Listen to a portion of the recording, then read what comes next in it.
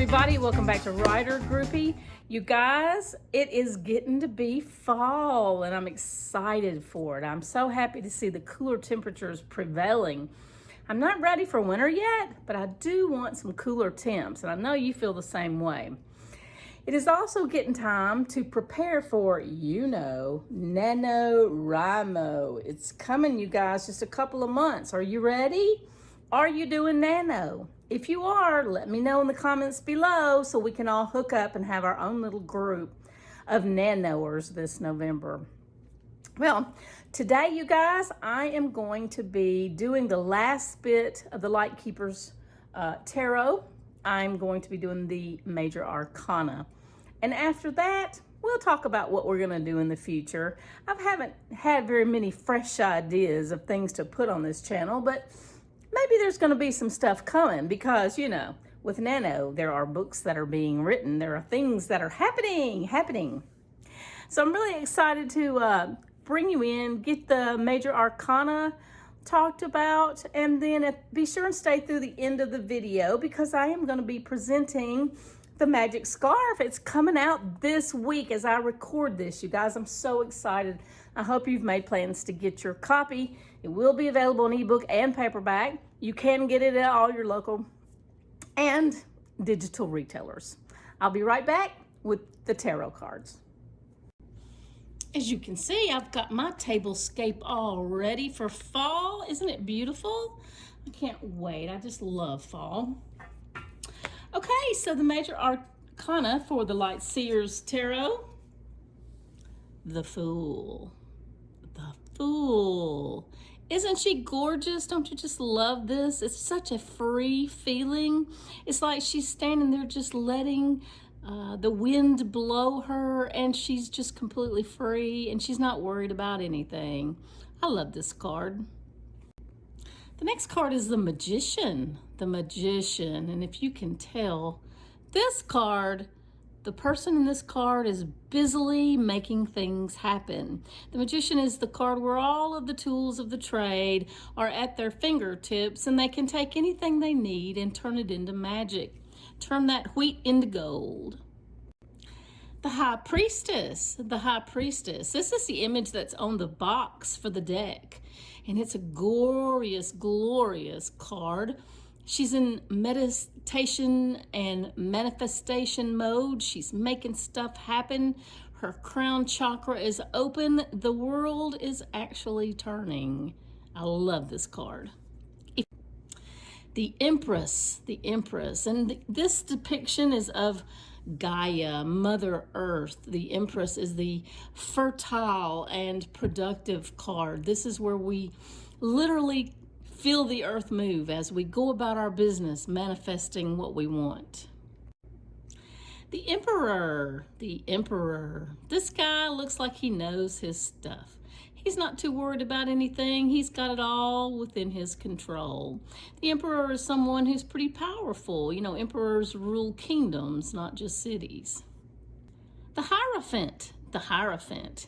As you can see, our guru here is happily shouting his manifested works into the heavenlies. He's sending it straight up that golden ladder to the top, and he's full of expectations of what's going to return to him, as we all should.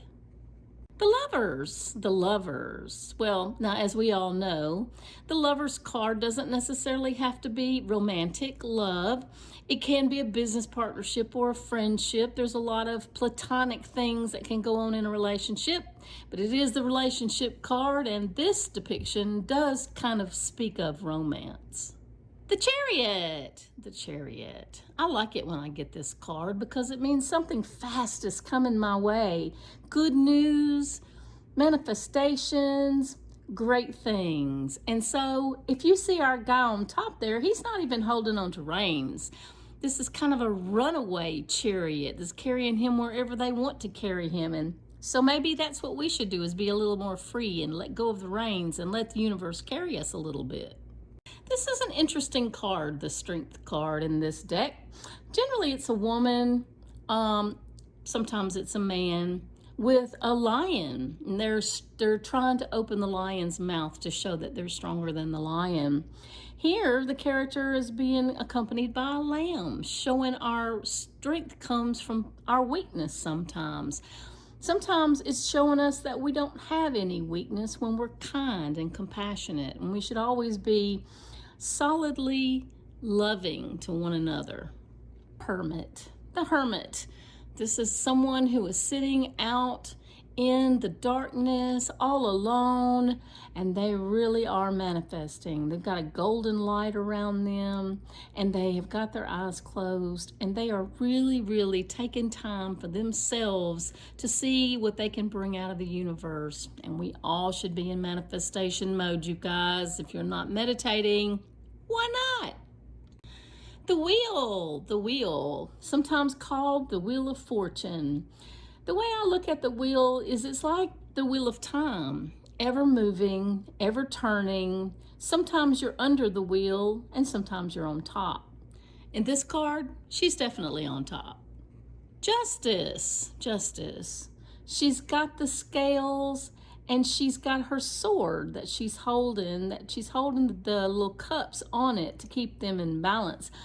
The interesting thing is, if you reverse this card, you can see that her face has totally changed. She's in darkness now. And I think that perhaps this Justice card may show us that to every person and everything, there is a shadow side. The Hanged Man. This is kind of like the hanged woman. And she doesn't look like she's worried about it. This card in this deck, it kind of reminds me of that Tom Cruise movie where he comes floating down from the ceiling and he's got something wrapped around him to hold him steady, where he can actually pick up something from beneath him without getting in trouble. And that's kind of where I feel like this card is going. She's looking to pluck something out of the universe, something that she needs, but she's got to take a different perspective in order to figure out which one it is and how she should go about getting it. Death. This is titled Death, and then there's the infinity symbol and it says rebirth. Death is nothing more than transformation. It means we're going to go from a type of lifestyle to another. We're going from one plane of existence to another. So death is not the end. Death is really just the beginning. Temperance. I love the Temperance card because it's a reminder to us to keep everything in balance. We don't want to go too far one way or too far the other. We don't want to have our feet on the earth and our feet in the water and then take a step in the wrong direction either way and end up doing the splits. This is a good card to remind us to keep it balanced. The Devil. This is the card of addiction and feeling bound up, like you can't get something done because you've got strings around you like a puppet. And in this particular card, the character's eyes are so mesmerizing. Looks like you could be addicted to this person as well as his intentions. The Tower, and I hope I can show it to you without a glare on it because it's a beautiful card. It really reminds me of fall. It's got a lot of elements in it that you would associate with fall. It's just a card of change. There's a lot of stuff going on right now in our seasons and in our heavenlies, and we need to just be paying attention and knowing that change doesn't mean anything bad. Change just means change. The Star. Isn't this beautiful? This is like when you are sitting down in meditation, manifesting something and you're wishing so hard that you could have it. It's like wishing upon a star. This is a great depiction of that. This is a card of all of our hopes and dreams. The Moon. Isn't this exciting? It's like she's beneath the surface of the water and she's looking up at the moon through the water. And can you imagine what that must look like? How beautiful that must seem? The glint of the light on the water. I don't know about you, but I think sometimes we need to get a different perspective and try and see the things that are hidden in the mist. The Sun card. It has often been said that this is the happiest card in the deck. Would you deny that from looking at this card? Isn't it gorgeous? It's so beautiful and it's so happy. And you just feel enlightened by just looking at it. And so this one is one you always want to get. Judgment. Judgment. This is a tremendous depiction of judgment because, as they say, sometimes the judgment we hold of ourselves is more imprisoning than the judgment we hold of others. Because when you are sitting in judgment of someone else, oftentimes it's like you drinking the poison and waiting for them to die. They're off living their life and they don't even know that you're holding judgment on them. And we shouldn't be judging ourselves either. We all should be kind enough to understand that we all have things in our life. We all have baggage, and sometimes we just need to release it. And finally, the World card. The World card. This card embodies every single solitary thing that you could possibly want to manifest. This is when you get it all. And oftentimes, this happens, this card will come up when we're right there. We're right there at having absolutely everything we want to get out of our manifestations. So when you're trying to make things happen, look for the World card. Let that be your guide. Well, that's it, you guys. That's all for this series on the Light Seers Tarot. I hope you've enjoyed it. I have really enjoyed presenting it to you. This one is going into my rotation. Now it's going to be my daily cards. I pick a different deck every few days, and this one's going into rotation, and I'm excited about that. Now, I've got a little time at the end of this video to present my new book to you, and I hope you will indulge me this opportunity. And I think you're going to like it. It's a young adult fantasy. It's a coming-of-age story. It's also going to be an epic series.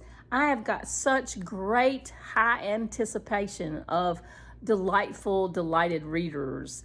And I think you might want to be one of those. And I hope you'll take time to go out and look it up. You can find it at Amazon and all of the regular old retailers. It'll be at Barnes & Noble and all those other places. So if you want paperback, there'll be a paperback. And if you like ebook, it'll be there for you also. Please leave me a note. Drop me a line below and let me know if you like YA fantasy or if you're interested in getting a YA fantasy for a family member, because I'm so excited about being in this new genre, and this book is a book of my heart, and I've already started working on book 2. So y'all be sure and get it, and I'm looking forward to seeing you in the next video.